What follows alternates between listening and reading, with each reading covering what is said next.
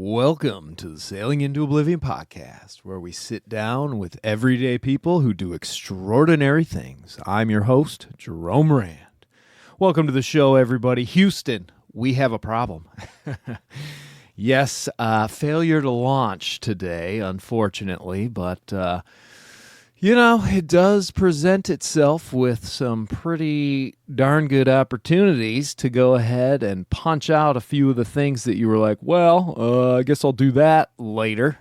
So I'm just basically trying to do that. Just finished up a quick little oil change because, man, I'll tell you what, like a moron, I did not write down the last date and stuff of, usually on your fuel filter and on your oil filter, you put down when you did the last change. And that's a great way to make sure you stay on track and on time with all that sort of stuff. But I couldn't remember, and I couldn't exactly figure it out. I thought about going through some of the podcasts, but that's a lot of time to try and find one little morsel.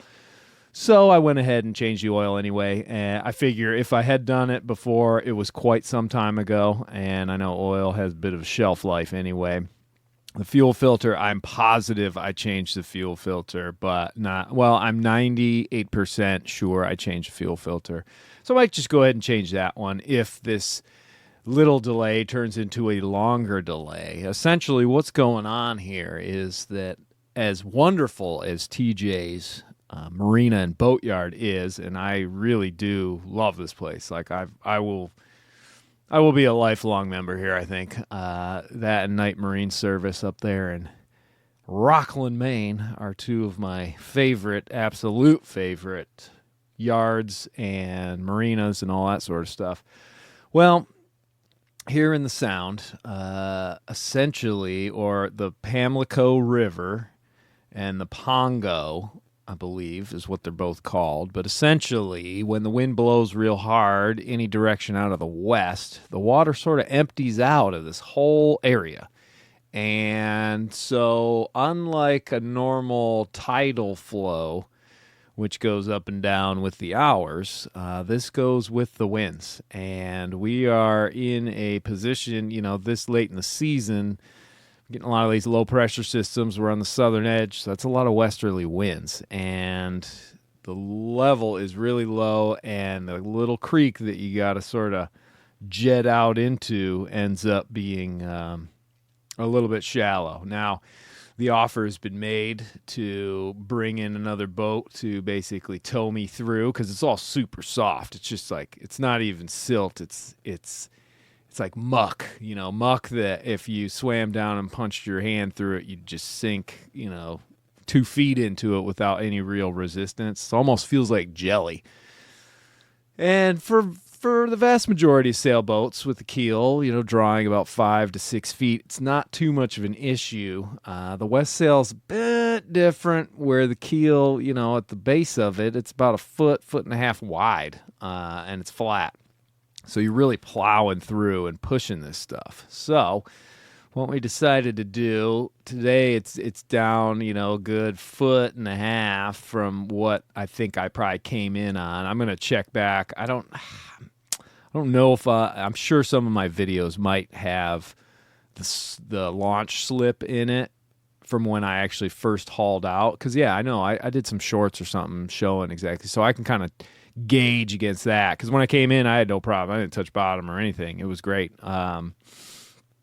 So in any event, I'm kind of stuck for just a little bit, and it actually, I think I talked about it on a few of the previous shows, how essentially you kind of pick that day that you really want to go, and then you bump up a couple of days to sort of have a false start that gives you some wiggle room. Well, hey, perfect example of a situation like that. Now, also, last night it got down to about 25 degrees, and tonight it's going to get down to about 22 degrees. Then it's going to warm up a bit, and I'm kind of looking forward to that, because as soon as I get off the land, I no longer have electricity that I can run a heater, and that is, it's not a huge concern, because once you're in the water, you'll actually be a lot warmer because the boat's insulated with the water, but it's still one of those things where I'm like, ay. So in any event, that's what I'm sort of wrestling with. So again, yeah, painting the bilge, taking care of a few more things, going to try and hit up a little grocery stop, but also for your listening pleasure, I've been sitting down with quite a few people, and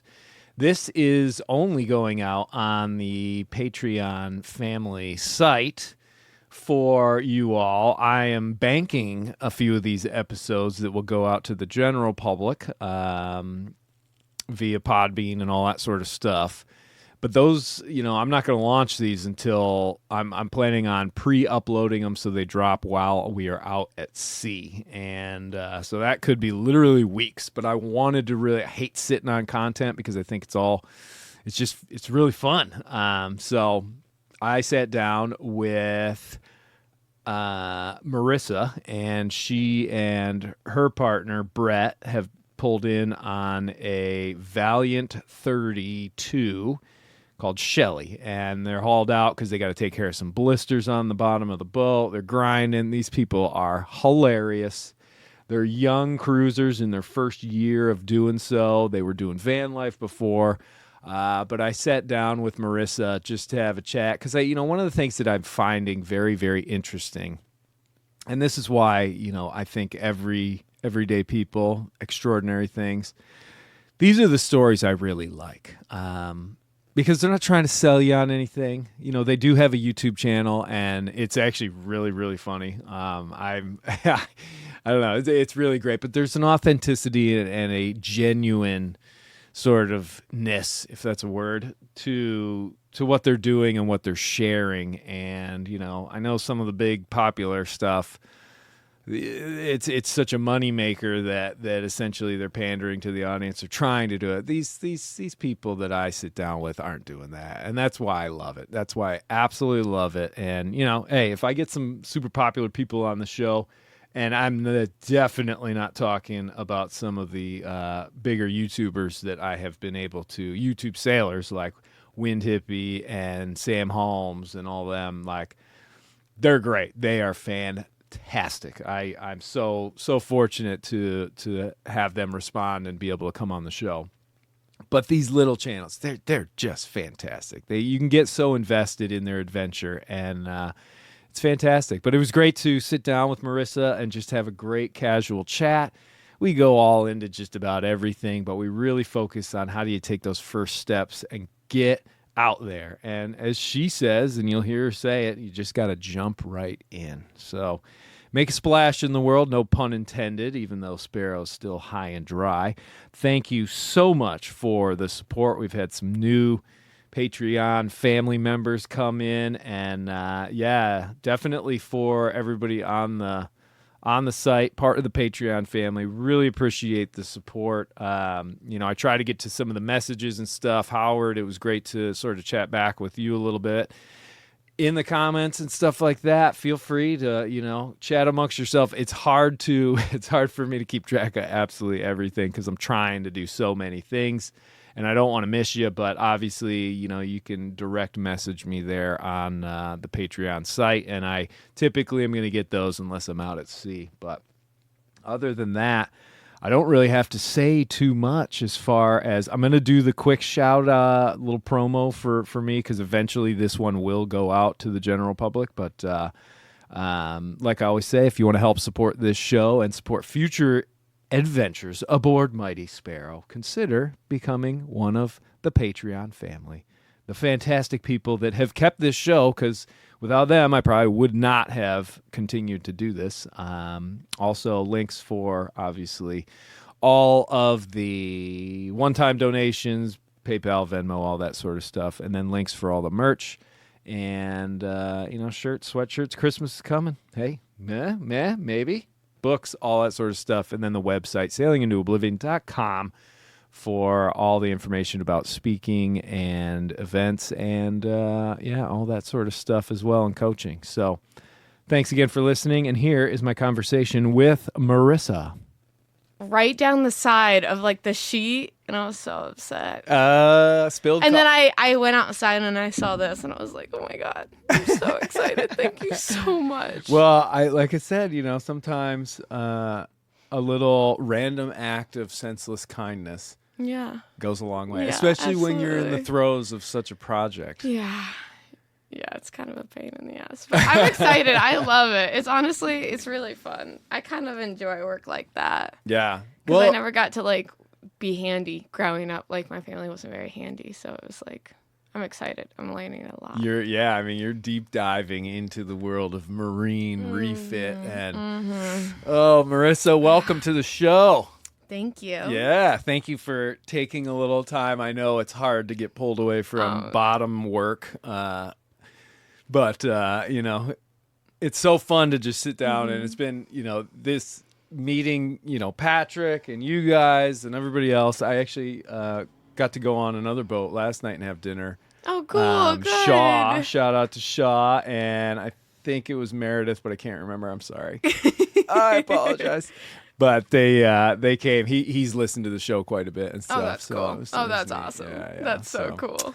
But can you want to, I guess, just for the audience, a little background, Sure. your boat and how long you've been doing the cruising stuff. Okay.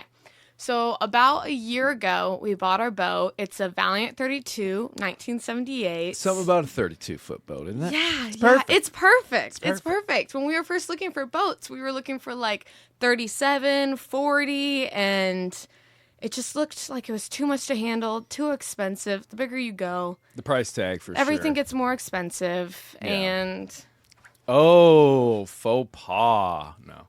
Patrick and I both had our phones go off. okay, good. But I'm gonna turn mine. It's actually Patrick right now. Is it? Yes. Oh, geez. You should text Yes. him and be like, hey, man, I'm doing a podcast. But we bought our boat about a year ago. It's a Valiant 32. And where'd you buy it? We bought it in Stuart, Florida. Oh, okay. We bought it in Stuart, Florida, and our goal was to get to Maine, and we left in the middle of June, and we got to Annapolis. Nice. In like August, and we were like, it's too late in the season. Let's not go up to Maine. Let's just stay here. Yeah. And, Well, I mean, how much experience did you have before that? oh, none. Like Zero. zero. When we were looking at boats, I'd walk in and be like, oh, I like this kitchen. This bedroom's nice. This bathroom's nice. Like, no idea of anything. So yeah, we had like no experience, and it was just something that we thought would be really cool to do. Well, because you guys had been doing some van life stuff before. Yeah. Right. Yeah. We met. My partner and I, we met on the side of a road. We both had vans. I had a van and he had a van. And we were like totally in that like nomad lifestyle. Yeah. And we were living, I jumped in his van and we ended up living in the van for about like 2 to 3 years. Oh, really? That Yeah. long? Oh, Yeah. holy cow. Okay. Just all over the U.S.? All over the U.S. We stopped in Colorado and lived in Colorado for a year, like out of the van, and then a little bit in an apartment. But we were in the van for a very long time. And So you're already kind of used to it. I think making Yes. that transition from that sort of lifestyle to the boat lifestyle, really the only difference is the weather is a little more, it affects your life. And I think people don't realize that, like, if you're doing van life and you have really crummy weather, you're sort of stuck in the van. yeah. And it's like, dang, this thing's small. Yeah, it's a pain for sure. Because we were in Washington during the winter, and the weather was horrible. It was just so snowy, and just the condensation inside the van, and it was Oh, like yeah. moldy. It was horrible. So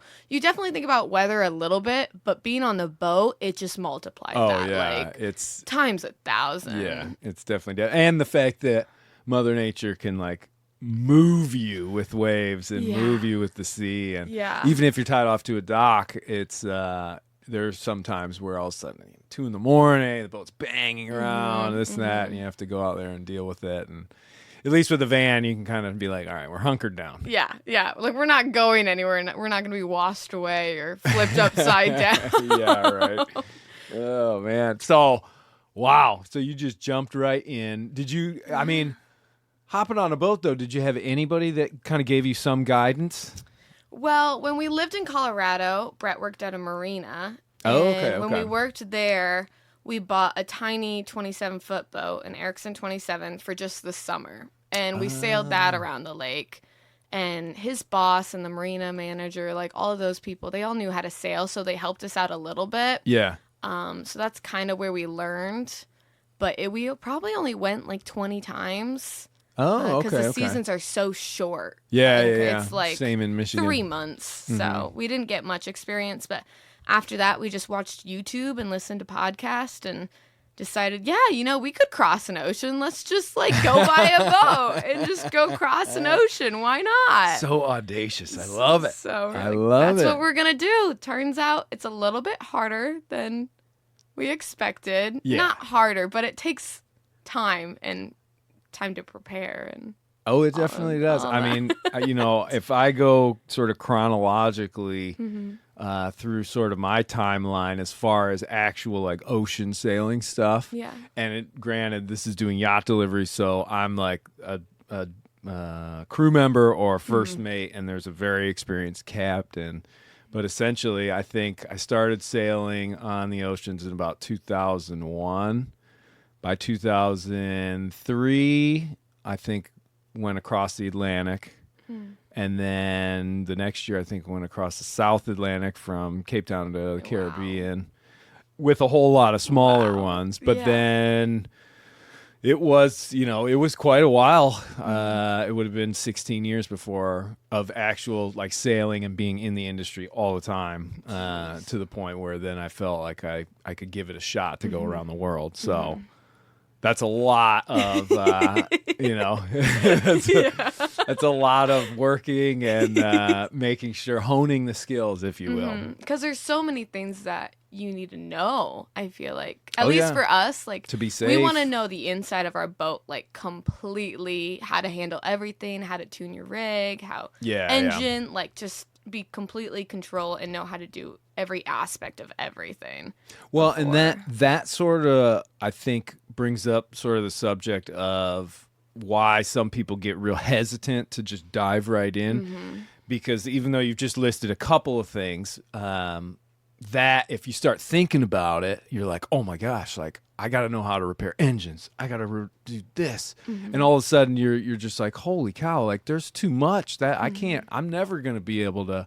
And all of a sudden you're like, well, we're not going to do it. How do you sort of justify being like, you know what, let's just do it and then we'll see how it goes? Yeah, I just think we just kind of go for it, and it's like we'll manage. We'll figure it out along the way. Everything that happens, it's like is a new lesson learned, and we've gained something from that. So every storm we've been in, even every storm we've been in, we're like, oh, that was not fun at all, but we learn now, like, set your anchor like this so you don't drag. Like, you'll learn on the way, and there might be scary moments, but they make great stories, so it's kind of okay. I think you're 100% right. Yeah, and so I guess it can come down to a little bit of perspective. But also, I mean, you do have to use a little bit of common sense. Yeah. Like you said, you might go into it thinking like, oh, dude, we'll just rip across the ocean. Yeah. Then you get a little taste for it, and you got to kind of throttle back a little before, you do have to take those sort of steps to do it safely. Yeah. And I think everything is just like, what's your level of comfort? And that's in the van, in the boat, and everything. Because when we first started, like, we had no lights. We had like a tiny little battery-powered lantern to get going. Really? Like... It depends on how comfortable you want to get, because the more you add, the more you have to like learn how to do. But if you're comfortable with just like your engine and your sails and a lantern for at night and like not much equipment, then I think you can get going a lot faster too, and a lot cheaper too. Oh, okay. Because for us, like, we don't have AIS, we don't have a lot of things, and it's kind of nice just to simplify it, so that we could get going so much faster. So instead of starting with every single system you possibly could have on the boat, you start out super duper simple, and then you build on top of that. I think that's the way to do it, because then you're not overwhelmed with everything. Because the goal for us was to leave as soon as possible, so we're not stuck inside like a boatyard for years. Yeah. And I always recommend that to people, because some people you don't know if you'll like it, and that's kind of how we started. Was we're gonna try it, but neither of us knew if we would even like ocean sailing or even sailing in general, but we wanted to try it. So we were like, let's go now, Let's just do it. Let's just try it. So you go from Stewart and you make it all the way up to Annapolis. What because I've spent quite a bit of time up in Maine, at least in Rockland, Maine, and I loved it up there. But what was sort of the driving force to get you all the way up there? We just love the mountains. Yeah. So I just wanted to like be on the ocean and have like rocks and just mountains. The goal was like Maine, Newfoundland, Nova Scotia. Oh, wow. Okay. Like all the way up there kind Yeah. of. We just want to be like in the snow and in the mountains. Like Northwest Passage or Norway is the dream. So it's wow. like, Okay. which is kind of different than most people, I think, like the Caribbean.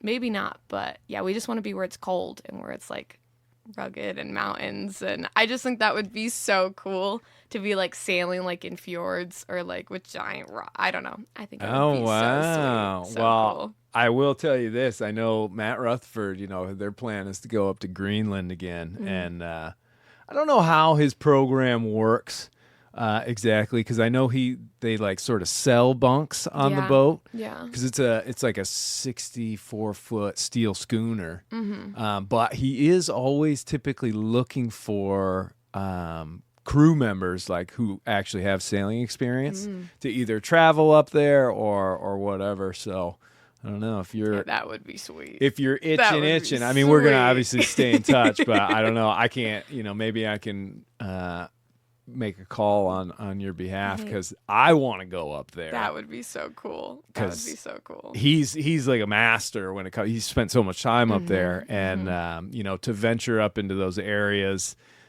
that it's definitely nerve-wracking. Thinking of the ice, there's just a whole lot of different elements compared to what I'm used to, which is just open ocean. All the room in the world. It's warm, casual. Little hurricane here, a little storm there, but all the sea room in the world to run away from it.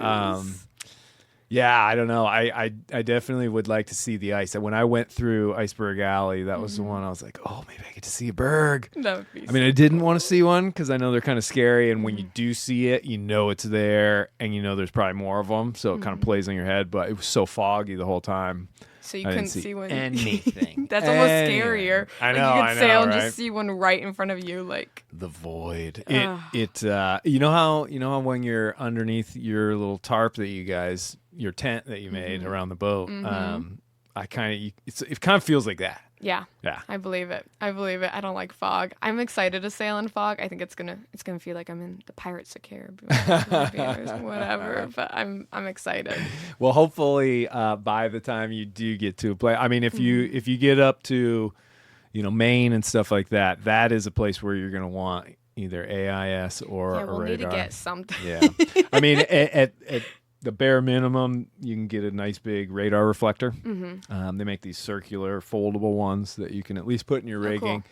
So that gives you a pretty distinct little target that the other boats will see on their radar, because only a fool would go up there without it. Yeah. It's us probably. The nice part is though, AIS. There are a bunch of different systems for it. From just your VHF with an AIS transponder, or you get like a standalone system like I have, where it's just a dedicated AIS. You got one thing, you got to power it, and you got an antenna, and that's it. That's nice. Yeah, That's one nice. I definitely like that one. But AIS, as far as for a solo sailor, it's pretty Yeah. crucial. You probably want that. Yeah, when I'm down here sleeping away. Would you ever do the Northwest Passage?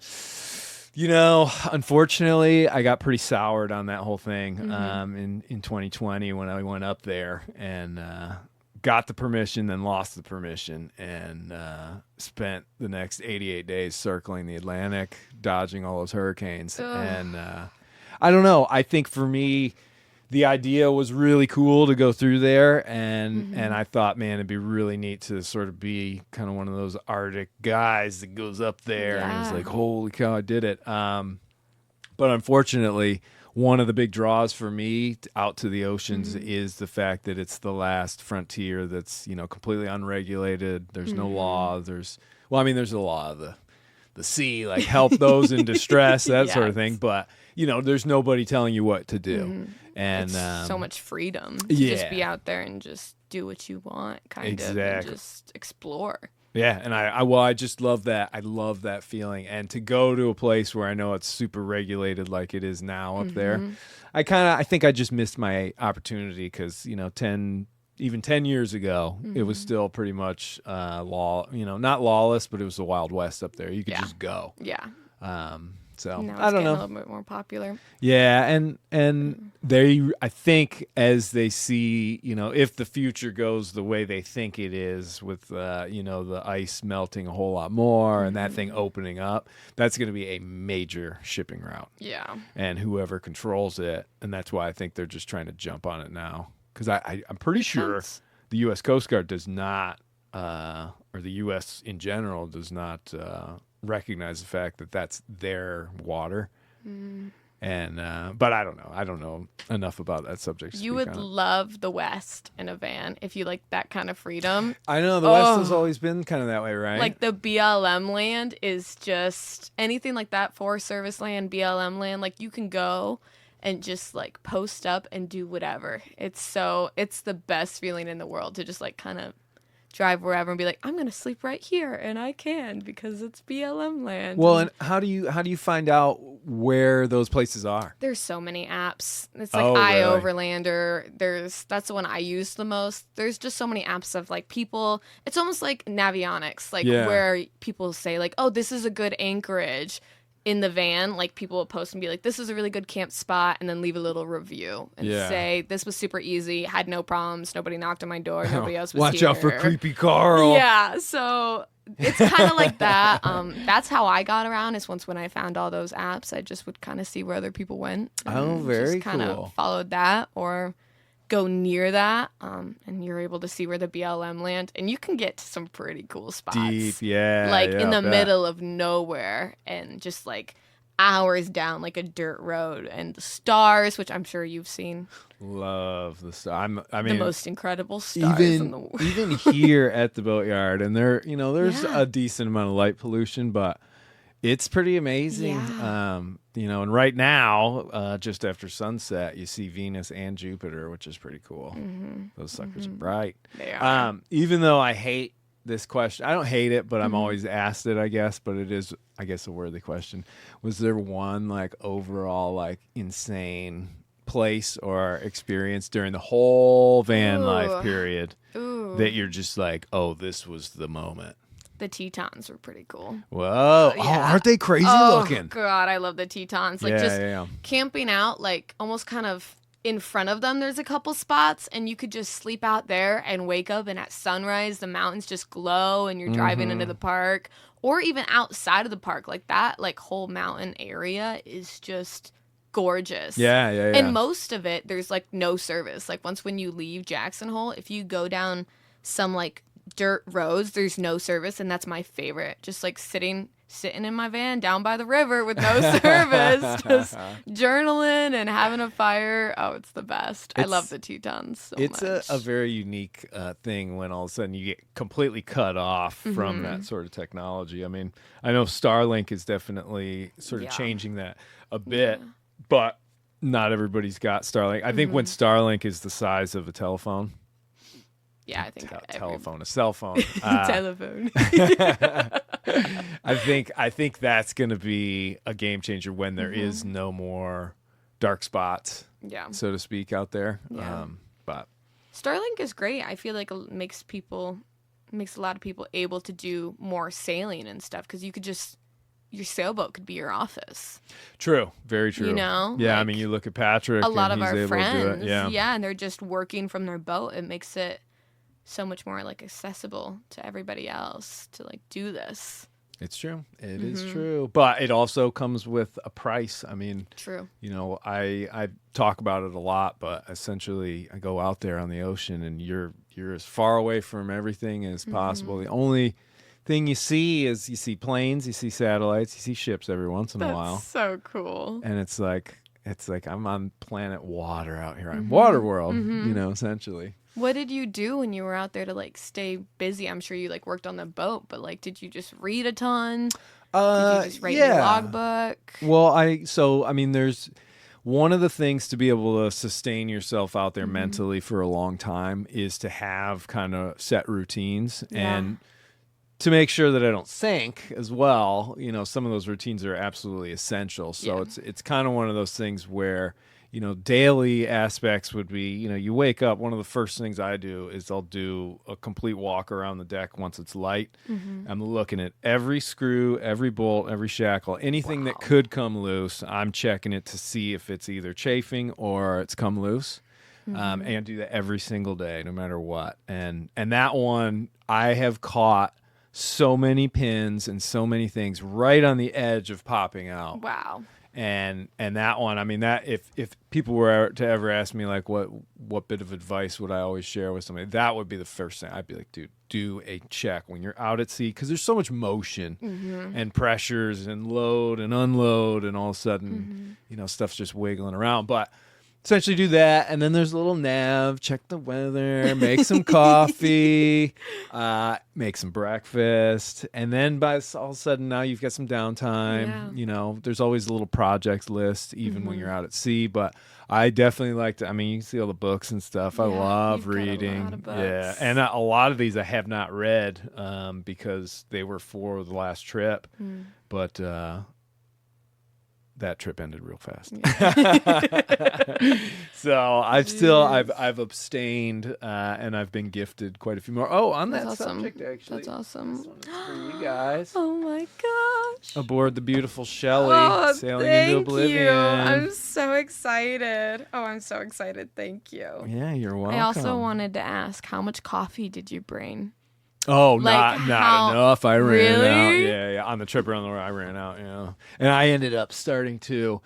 I was like, man, I just want flavor. Yeah. And so I toyed with spices and hot water. My favorite, and I can picture the night that I did this, but at the last can of peaches, I basically heated up water and I poured some of the peach juice in that, and I sipped it. That was the last like tasty hot beverage that I had in the Pacific for, I don't know, it was weeks and weeks until I got to the Falkland Islands and got the food brought out. Yeah.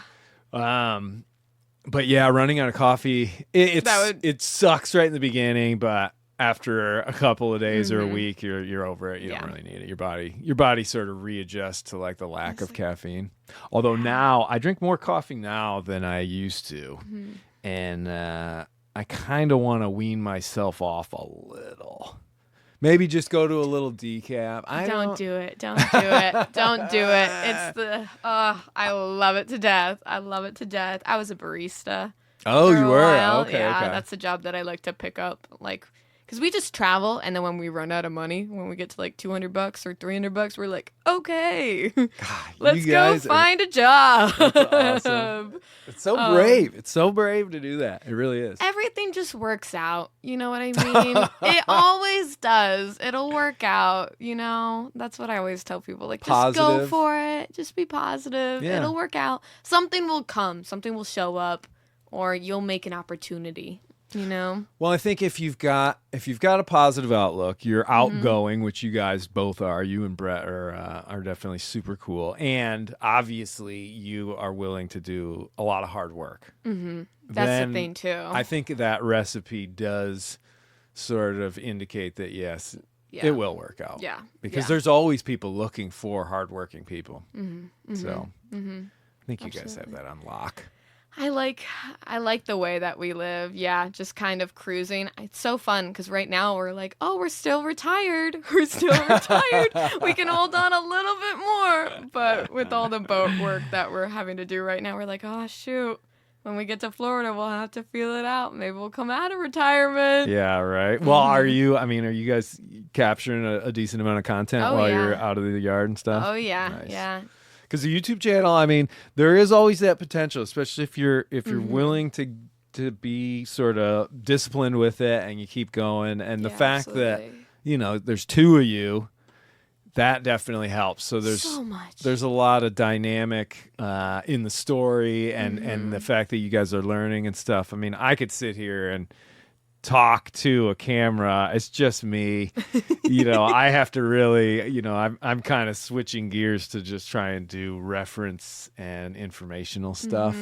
Obviously, I love doing, any sort of videos from out on the ocean where something cool is happening. That's so cool, though. I mean, I could watch that for hours. Just people like really exploring and doing crazy things. Yeah, that's so right. cool. You should absolutely film it. I try to do one of my favorite ones, probably because it's also easy as well, but is to just go and I set the GoPro up and clip it on somewhere, like if it's a nice sunrise or something like that, or just a beautiful day out there, and I'll just clip it somewhere, point it, turn it on, and record like maybe 5-10 minutes. Yeah. And then I'll just upload those as a sailing view. I have a whole like freaking thing of them, and they're not very popular, but there are some people that watch them. They're like, "Oh, dude, I throw that one on when I'm having my coffee," and I just kind of watch for a little bit, and it's kind of nice. So I don't know. And I think more than anything, I do that for myself because then, I've got that record and I've got that little catalog where I can go. Because some of them I'll just turn on and be like, oh, I'll put it on loop. Yeah, that's why we started it, is because it's just nice to look back, like almost kind of forget about it. And then, like look back and be like, oh my gosh, I forgot that happened, or I forgot. It's just like a nice log of like everything that's happened. Do you guys have a ship's log? I started it on the way up, and I haven't continued on the way down, and I need to. Yeah, it's something I definitely want to continue, and I did good on the way up, but I just, honestly, I kind of forgot about it. I'm not even going to lie. It's like we got back into it. I was like, oh my gosh, I need to look at weather. There's so many projects to do. And then the ship log, I was like, oh my gosh, I forgot. So it's one of those things where, which one is the one from around the world? That one. No, this one's just one of the other ones, but like, oh my gosh, these are all trips and adventures and all what that a sort of cool stuff. way. From the very first, like that's the first sail down to the BVI where the engine broke and everything. Jeez. These are gonna be treasured things. Yeah. An ancient old man sitting on a porch. Holds so many memories too, like for someone to read someday. Oh, I love it. My hope though is that, in the end, what's the only thing that's really left is your story. And I would hope that, you'd have a little pile of like the journals, you got the logbooks. Yep.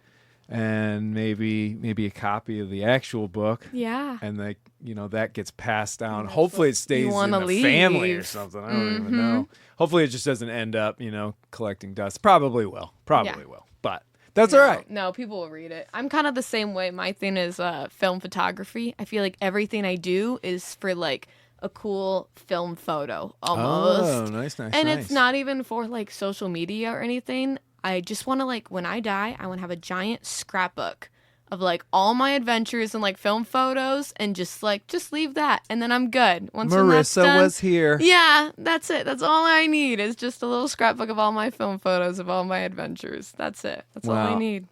Just from knowing you and Brett for a little bit, I have a feeling you'll make a pretty big splash, no pun intended, with the boat thing. In this world, you guys definitely have a pretty positive attitude, and to be able to just go out and adventure and just give it a shot and see what happens. That is one of the big things. I think people are typically pretty curious about, like, how do I take those first steps? Oh, you just jump in, honestly. And the problem is starting is almost the hardest part, and that's with anything. Like, even when I was like getting in the van by myself, I spent like a week writing down and figuring out exactly where I was gonna stay. Almost kind of freaking out and being like, okay, this night I'm gonna drive this far, and then I'm gonna stay here, and making like the perfect calendar and stuff. And then I was just like, one day I'm gonna just go, And I think that's what you need to do, is you'll never be ready. Same with the boat, like you were saying, like you had projects when you're going around the world that you needed to finish, So it can never be perfect. So well, you I kind still of just have need to go. plenty of projects to do on this boat before I launch, but it's sort of like, nah, actually I can do that after I launch, or I can do that, this time or that time. But yeah, you really just need to just start and then work on it as you go. You'll figure it out. You'll figure it out. and to what you're saying about, you trying to plan too heavily, They have that term analysis paralysis, where you're getting so much information, you're trying to do so much, and sometimes you have to just be like, well, even if I plan this out to the second for like the next 10 days, I can't control what outside things are going to change.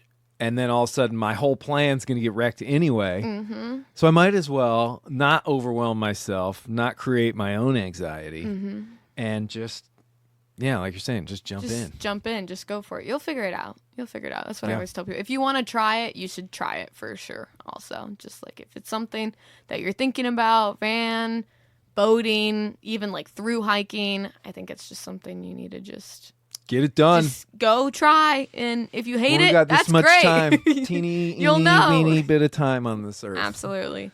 Is there anything else you want to like explore other than sailing and like through hiking, like surfing, skydiving? I've done a lot of that already. Yeah? I went skydiving. I lived in New What a Zealand life. for about 9 months. I've been there a couple of times actually now, but bungee jumping, freaking awesome. I love bungee jumping. That skydiving is fun, but it's pretty. I was like, dude, that's a bit risky, that one.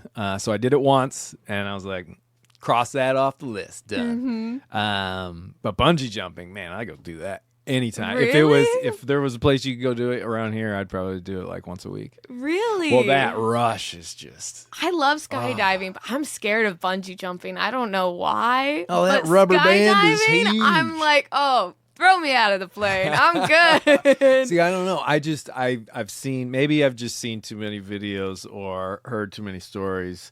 And when I look at it, because I used to kite surf quite a bit down in the BVI, and there were times where that thing got way out of control real fast, and all of a sudden I'm like, trying to bail. But with a kite, you can dump the whole thing. Yeah. But you're falling from 10,000 feet or something, and it's like, holy cow! It is a rush. Granted, it was a blast, and I know it's probably. Where did you do it? I did it down in New Zealand. Oh my gosh. Yeah. Where did we? I think we did it at Lake Taupo, which is up in the North Island. Yeah. That's a cool word. Taupo. Taupo. I think it's Taupo. It's been a long time. I was down in New Zealand. The first time was 2001. The second time was, I think, 2004 with That'd my be a cool place cousins. to go. And dude, back in the day, little van life. We bought a van, Betsy the love Bullet, it. and she stripped us of all of our money within 2.5 months. We were like broke. That's and so okay. I stayed and got a job as a dishwasher in a little seafood restaurant, and then my cousin and my brother flew back to the States. Nice. Yeah. Nice. But we did all of New Zealand, and it was a blast, like just living in the van, 3 of us. And we had our tents and all that sort of stuff. Yeah. But this was back before, I don't think a single one of us had a cell phone. We were using road maps. What a time to be alive. I know, right? Oh my gosh. Back in my day, let me tell you, youngsters, I've got stories.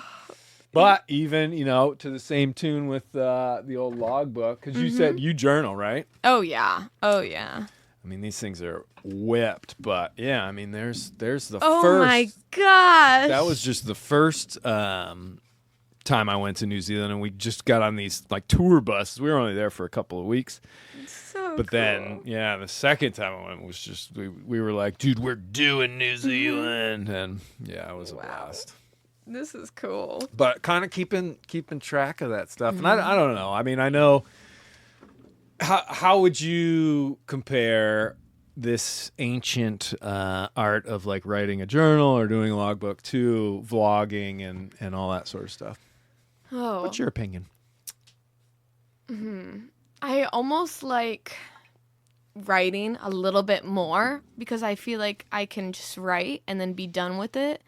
And like vlogging or like recording, it's so much work, and I always worry I'm gonna lose it also. So I like record, and I have like 3 different hard drives to like keep it. So it's almost like a stress. Yeah. But I love it also because it's like you get to see, it's almost like you get to relive the memory when you're watching it because it's exactly as it happened too. It's a little more interactive, I think. Yeah. But I will say too, though, that note about like you get afraid you're gonna lose it. mean, there is Mm-hmm. always the threat of a big old Carrington event solar flare that wipes out every bit of this technology that we have. So I like to do both. Videoing is really fun because it keeps us busy too. So it's like when we're bored and we're sailing, it's like I can just talk to the camera and just stay busy. Well, and it's, it is technically becoming a bit of a business for you guys with YouTube, right? We're trying to. We're definitely trying to. Like, I love your videos, by the way. Thank you. It's super fun. Thank I mean, you. When we all meet, just for the audience, like essentially you guys hauled out, and then Patrick and Michaela and who was that? Marie and Alexi, Marie and Alexi, Charlie and Kaylee, and then Trout. Yeah. And, we all have that big Thanksgiving dinner, which was awesome to be included on that and stuff. Oh, I'm so glad you came. That was so much fun. Oh, my God. Are you kidding me? It was awesome. But it's like everybody's got these YouTube channels or Instagram and sort of sharing the experience. And it was so funny because, I meet all you guys and then instantly come back to the boat and I'm like, pull up YouTube. Let's see what these people are all about. It was kind of like... how like back in the day, I remember when one of the interesting things when like Google came out, that's how old I am, was that like if you were going to go on a blind date, you could Google the person and be like, oh, they're a psychopath, or like, okay, nothing comes up sort of thing.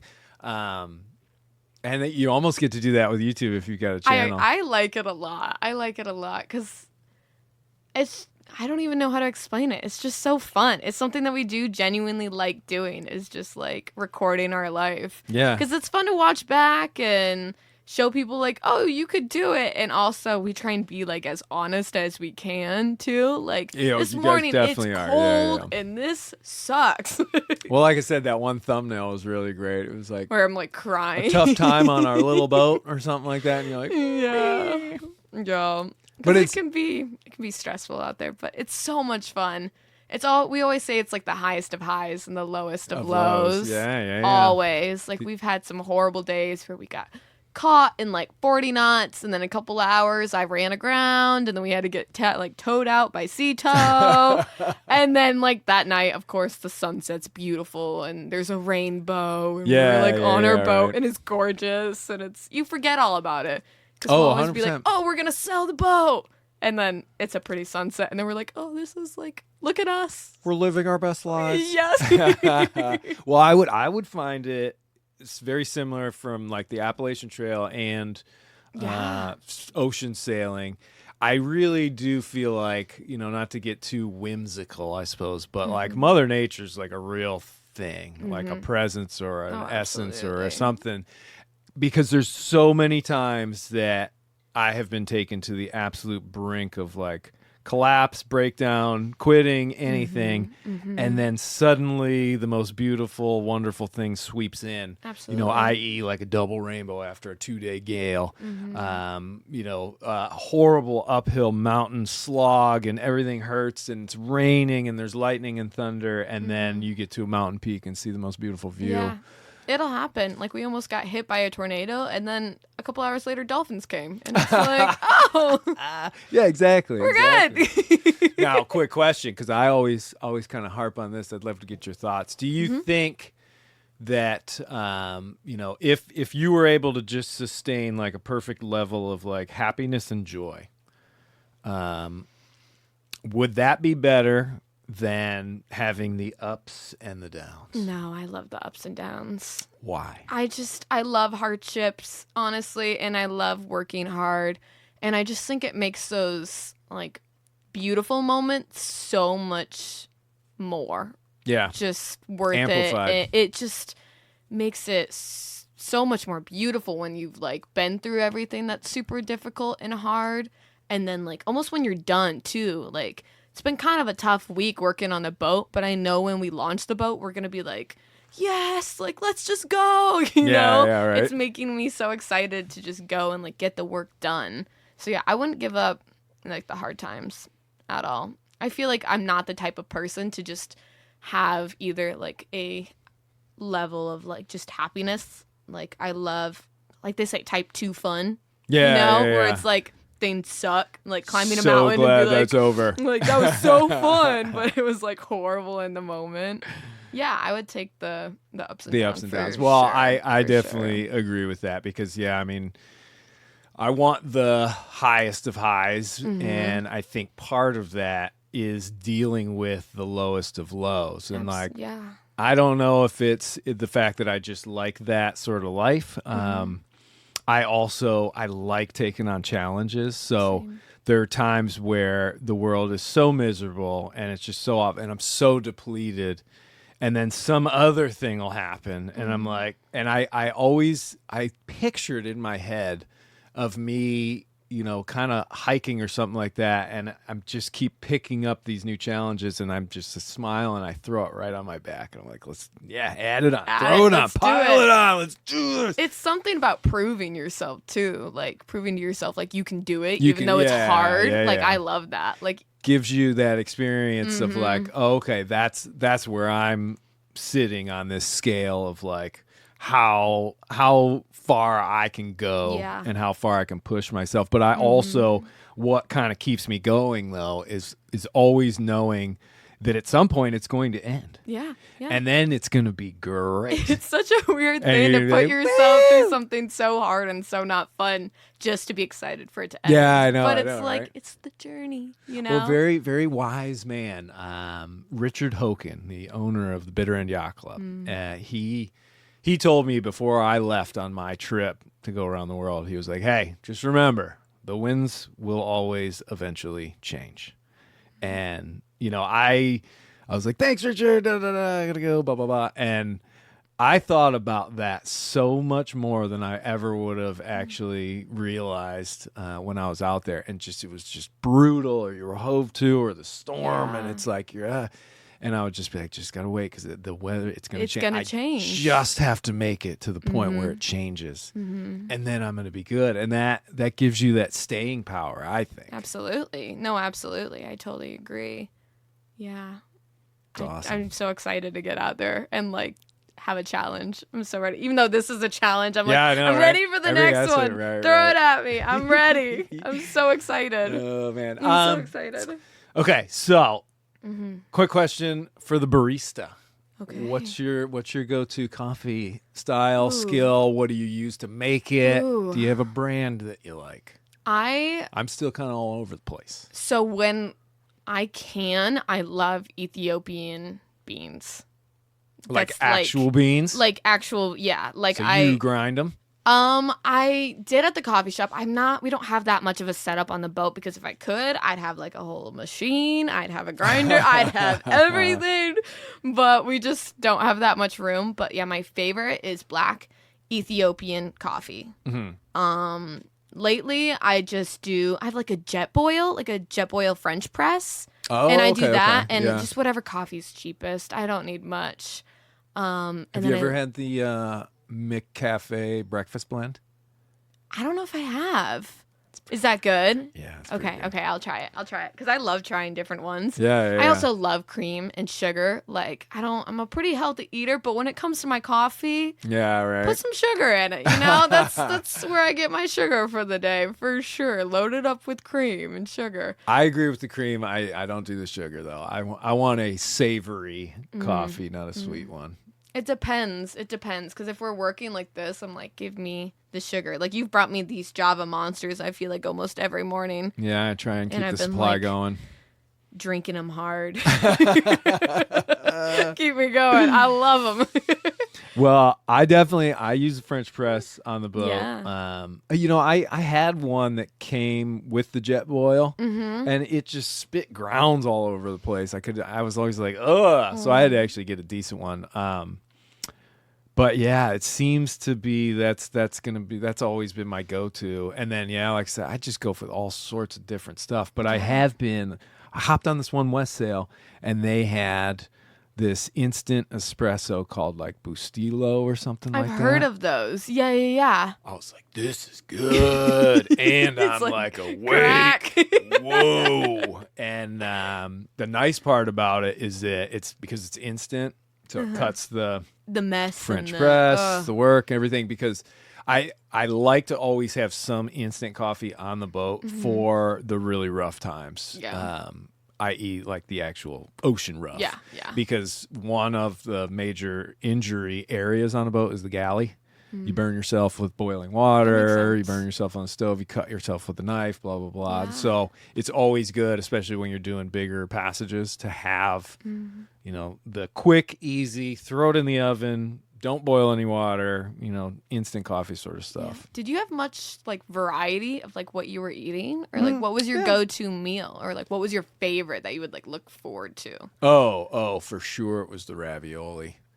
Oh boy. I mean, well, no, I shouldn't say that. So I always on every single trip, I always have like the first month or so worth of like fresh food, eggs and meat and wraps and all sort of stuff. But that eventually runs out. The potatoes get gross and the onions start growing and the oranges go bad, all that sort of stuff. The cans. And then you move to the cans. And I had MREs, which are basically a can of food, but in a pouch for like the military stuff. And I had a ton of those, hundreds and hundreds of them. But the ravioli was so good. Like I treasured it. And then, interestingly enough, I had this other thing. It was called, what was it? Rib-shaped pork patties or something like that. And the first one I had, I was like, oh, and it made my gut just explode. But by the end of it, those were so tasty. I was like, oh, I need one of those. Rib-shaped pork patties. That's another thing about the ups and downs is like you don't realize how good some simple things are until you go through the hard times or until you lose them. Like there's been a couple times where it's like I've gone without coffee for a week or something, and then I make a coffee, and it's like this is the best thing ever. Or even just something like fresh apple. Like oh my gosh, when we don't have apples and we love deprivation from a lot of the good things in life. I think it's still along the same lines of like joy, suffering and joy as well. Because you kind of suffer through not abstaining through stuff, and then there's that ultimate joy. When it's funny because when I do those presentations at schools, one of the things that I talk about is you want to keep going when you're challenged and things aren't going well. And I talked to him about, what's my example? Oh, yeah. I'm like, who here likes chocolate? And they're like, oh, yeah. And I like chocolate. I'm like, well, can you imagine if you stopped eating chocolate for a whole year and then I gave you a chocolate bar? How would that taste? And they're like, it would be amazing. And I'm like, that's what I'm talking about. That's why you keep going. That's why you never give up, all that sort of stuff. But, I don't know. That... It's beautiful. Oh yeah, the one thing I wanted to mention about that. So by the time I reached the Pacific, the food was running out. Yeah. So I was rationing. There wasn't very much fresh water. My pump had broken, so I was at Mother Nature's whim. I had the rain. No antibiotics. I basically had a bottle of Aleve and vitamin C tablets. That was essentially the only medical stuff I had. There's zero chance of rescue. And because I was basically the only person in the Pacific. Once the Volvo boats passed, it was like, all right, well, that's me out here. And it really gave me a perspective on the rest of the world, because the vast majority, I think, of people in this world don't have access to clean water, don't have constant food security. They don't have any sort of good medical. Yeah. And it's sort of like, and there's nobody there to help them. And, as an American, we're so lucky to be in a country that, I guess affords anybody who's willing to work hard the opportunity to do it. And I just never really experienced that because I have very hardworking parents that ran like a plumbing company and just dedicated the vast majority of their whole entire life to doing that business to, make sure their kids are all safe and taken care of. And, to experience that and get a real reality check and it was so real because I couldn't get off the boat. So I'm stuck in that situation. And I think that's how a lot of people in the world kind of can feel. And that Yeah. was a really nice wake up call Mm-hmm.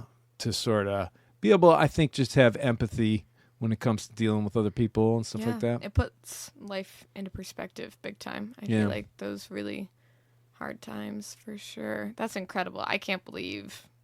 That was like a deep take Jeez. right there. I don't know where that came from. Jeez, no, I loved Go it. deep. I loved it. Today I on Sailing into loved it. Oblivion, we're going deep. I'm in. Yeah. Okay, well, Wow. let's see where we're at because oh man, we're already at 50 minutes. 50 minutes. Whoa. I Okay. could talk to you for hours. I could talk to you for hours. I'd love to. If I end up staying, I got to get Brett in here too. Oh yeah. He'll talk your ear off. There's some video, I can't remember which one it was. His hair is amazing. Has it ever his grown hair like is- super huge? Oh, he had it down. I didn't know him at this time, but I think he had it down to like his hip at No one way. point, and it was like super straight. I met him on the side of the road, and he had a bunch of like curly, like a fro, but like perfectly curly to like his shoulders. And I was like, who is this guy? He pulled up in a white van with a blue door and a camo roof. And I was like, what in the world? He cut the roof off his van and put like this topper on top, like this camo topper from a different van, and then riveted like it together to like fit. And we were all like, who is this hobo pulling up? Crazy, man. And he walked out like with a crazy afro. I was like, hey guys. It's like, okay, he seems cool. He definitely seems He very seems cool. cool. He seems yeah. cool. He's super chill, and he's just always got a smile on his face. Oh, absolutely. Yeah. Absolutely. He's a cool dude for sure. You meet so many cool people traveling, I feel like, even like through boat and even through Thanksgiving, and just the people you meet who are like living that nomad life or living on the road. They're just go for it kind of people, and usually so positive and just things will work out kind of attitude. And I love it. I love being in this like world, you know? There is like this, there's a like-mindedness to it for those who are just like, I gotta see. It's almost, I don't want to call them like searchers, but in some ways maybe they're searching out experiences and things like that. I mean, I think an argument could be made for going, all sorts of different routes where you're like, I want to have my adventures while I still can. Yeah. I want to save up so I can do my adventures the exact way I want to do them. That sort of. I mean, I think it's always gonna be tailor made to each person. Absolutely. But yeah, I definitely went that route of like, no, I want to have as much fun and as many experiences while I can, because you just don't know when the ride's gonna stop. Have you always been like that? Like even growing up, have you always been like an adventurer? Well, no, I was pretty shy and pretty just kind of in my shell, I guess, until my late teens, maybe. I was an idiot in high school, like, well, everybody who's in high school is. And then, I think when I started working at this camp up in Michigan, that opened my eyes up quite a bit. Yeah. And then all of a sudden, the sailing part gave me an outlet. My friends took me on a camping trip when I was 18, the first time I ever did kind of an adventure like that. Wow. It's just like, wow, this You're is just hooked. cool. Yeah. And I found that I just had this aptitude for dealing with really difficult, uncomfortable situations for extended periods of time and still be able to just slap a smile on my face and be like, well, this is going to be great when it's over. Yeah. But yeah, I don't know. I don't know where it all really came from. Yeah. But I did have, thankfully, my parents did ingrain a pretty kind of a fiscal sense into my head where I was like, I want to do all the sailing stuff and I want to go to the Caribbean. I mean, when I was 13 years old, I do remember sitting on a beach on like a family vacation being like, one day I'm going to work in the Caribbean. Okay. So that it's like I can be out on a beach at night and it's warm. Yeah, you made it happen. It made it happen. Definitely came true. But my point being that I was always trying to work while I experienced. So, being in the Caribbean, I was working, 80 hours a week, 70 hours a week. Oh yeah. That's But a lot. I loved it. It's fun though. Oh, I get like to be that David kind of Hasselhoff. work. It Yeah, was awesome. that's fun. It's just like, I'm in charge of a water sports center. Whoa. I'm in. This is pretty sweet. I mean, and I don't know, big group of people in their 20s. And I just love it. super fun. Oh, that's so Golly. fun. That's so fun. Okay, so with just the last few minutes, let's do a little plug for TJ's. Yeah. Love this place, Oh right? my gosh, they're fantastic. They're so helpful, so great. It's really like the price is great. I feel like it's very affordable. Mm-hmm. I mean, we kind of just showed up and was like, "Hey, we're Yeah. just gonna do bottom paint like 3 days," and then it's turning into like maybe a week and a half. And he's like, "Oh yeah, No big deal. no problem. We just put you right in the middle of yeah, the yard. no problem. Just let us know what you need." And we've moved in. We've built a tent around our boat. like borrowing this, and I taking came that. in, yeah.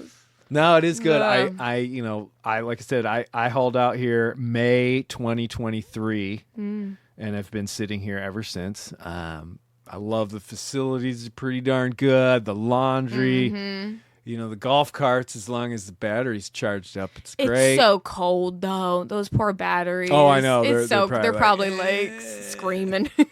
So I ran to the gas station this morning and I wanted to go to the grocery, but it was closed. I went at like 6 something. Jeez. Yeah. Well, I get up before the sunrise almost every day. Good for you. Trust me, it'll Good for happen. you. It'll happen to you too. I'm so ready for it. I want to be a morning person so bad. I Once wake you up get and I won't old. open my eyes for like an hour, but I'll like be awake and be like, "Come on." Well, you just wake start up. the reality of mortality just sort of it does unfortunately start creeping in at a certain point in everybody's life, and it's always going to be different. But I wake up and I'm kind of like, well, another day. Woo, let's do this.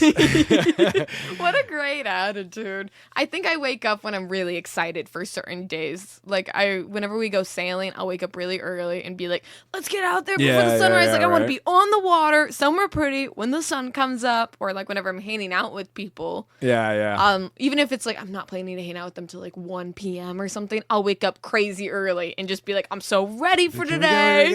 I'm so ready. Let's Well, you end up do it. expending so much energy and then being like, oh, I gotta take a nap before I go. Oh man. But anyway, TJ's freaking awesome. Love this place here in Belhaven, birthplace of the Intracoastal. Cute little town. They got the not marine store, but the hardware store and all that. I haven't been to many of the shop. Yeah, the Ace hardware store. I don't think it's actually an Ace hardware store, but it's just a cute little town. It is. Yeah, It it's is. not too bad. So Small, quaint. if anybody's love it. on their way north or south or wherever and they're looking for a place, we're just giving a little promo. A little shout out to TJ and Crystal. Great place. Great Yeah. place. No, for sure is. Do you want to plug your YouTube channel and Instagram, please? Yeah. My Instagram is Marisa Toomsen, Marisa Toomsen. And then our YouTube is my partner and I. It's just Brett and Marisa. Pretty simple. Nice. Yeah. All right. Pretty Well, I'll simple. put links in the description Thanks. for the YouTube channel and everything so that people can just click on it and check you guys Yeah. out. See where we go. I have no idea. Right now we're heading towards the Bahamas. And then maybe next summer, Maine. But who knows? Maybe we'll fall in love and want to do the Grenada thing or something like right. that. I don't know. I'm going to keep our options open this season, I think. Well, that is, that's one of the routes essentially. Like if you get to the Bahamas and you're like, I want to go further. I want to go further. Yeah. You can make your way down to the Caribbean proper. Typically in the winter, you're going to get more of a northeasterly trade, Okay. which is favorable to get down island. And then if it takes you so long that you don't get to Grenada until, the beginning of the hurricane season or something, you can haul out there because even though they got hit last year, they hadn't been hit for decades before then. Yeah. So it is technically, even the insurance companies sort of declare that outside of the hurricane belt. Or you get down there and the springtime comes in and then you start to get more southeasterly trades. And so you work your way back up and then you do your big hop. You could do the USVI to Maine. We'll see. We'll Yeah, see how one good shot. we feel. We might. At this point, I'm feeling like an itch to just go. So Yeah, right. we might just start sending it a little bit. We're going to keep our options open. Yeah. Well, and that's the nice part, and that's probably one of the most, I think, romantic ideas of the whole sailing thing is that the world is our oyster. Yeah, you can you go anywhere you anywhere. want that's connected to the water. And I'm such a big planner that normally I'm like, we're going to do this, and then we're going to leave on that day, and then we're going to go do this. But I think I'm going to just let go this season and just see where it takes you. We'll just see where we go. Well, I hope that maybe if I get this boat launched and get out of here, I'll be able to do a little flyby. And I think if there's any place that I was going to stop on the way back, if I make it that far south, it would be Dominica first, and then it would be the British Virgin Islands. Oh, heck yeah. We're and pretty then fast. do the hop. So we might fly by you at some point. Oh, the Valiant 32 against the West Sail 32. With our new bottom paint. Ooh, we're going to be so quick. So quick. Super quick. No, you guys, I mean, the shape of your keel and the hull and everything definitely is probably a little more sea kindly than Old Sparrow, but that's okay. She's made it around the world. Yeah. She's No. pretty. I always tell people don't try and send me into a 2-foot headwind chop because I'm just gonna hobby horse. But if you got me surfing with 20-foot swell in the Southern Ocean in a gale, I'm okay with that. I'll be down there in my bunker eating. You're a wild man. Well, but sometimes you pay the price. You do get tipped over. It's funny. Oh, I guess one more thing if we've got a little time. Because I've always found this to be kind of interesting.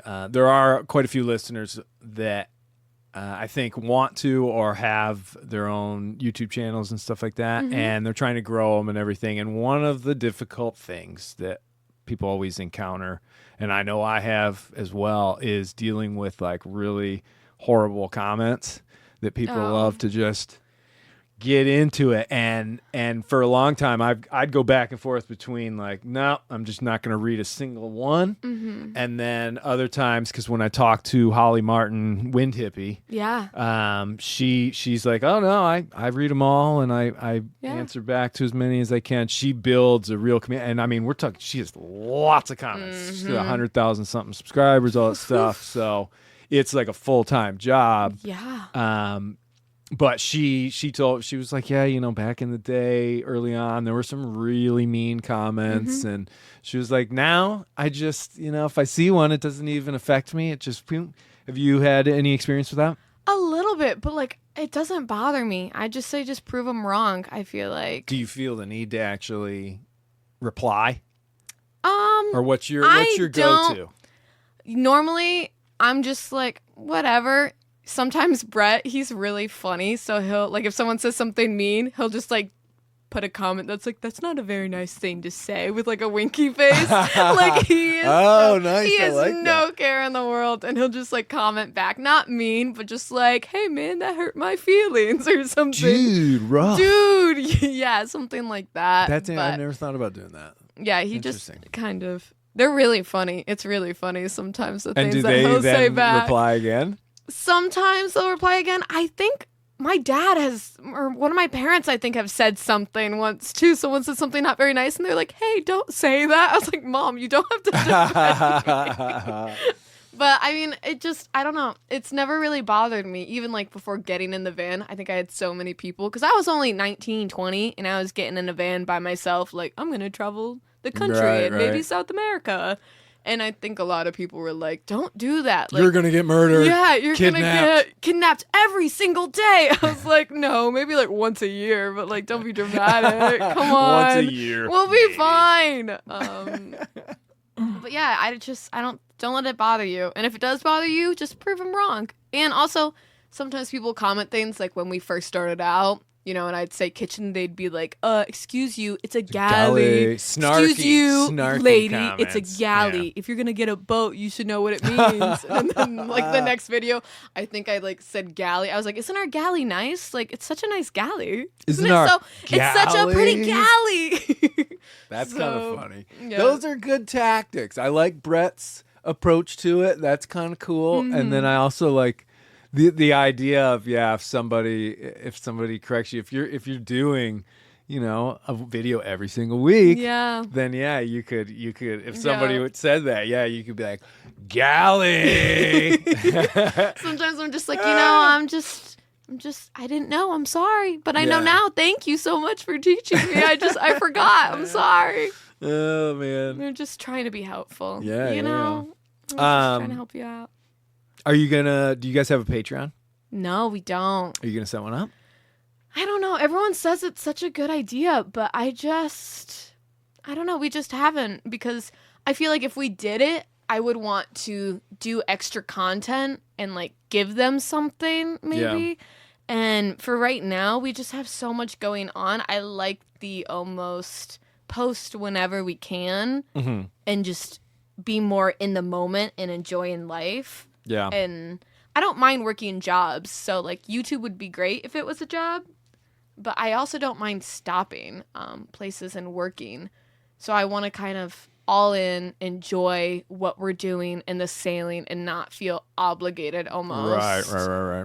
And get like overworked with the whole YouTube thing and then not love it anymore because it's turned into a job. Because we really like it and I want to keep it something that I love and not something that's I have to do. Yeah. And I feel like Patreon could maybe turn it into like a stress obligation for me instead of just like a fun, I want to share this with people kind of thing, maybe. But no, I definitely agree with that, because I kind of had some of those same fears once because I set up the Patreon about, I don't know, a year into, and it was only for the podcast because the YouTube channel didn't really get monetized, and it's still, I mean, it's barely anything. Yeah. I don't most months I don't actually get any money at all. But the podcast, I was kind of like, I really like doing this. And I too was very realistic about, I saw and did enough research where they were like, most podcasts don't make it past episode 5.